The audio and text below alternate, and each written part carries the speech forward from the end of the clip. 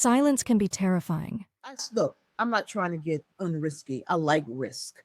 I like leaps. But at this stage in the game in my life, and I never thought about, look, you have to make sure that you're okay with whatever's on the other side. That's all I'm going to say. Okay?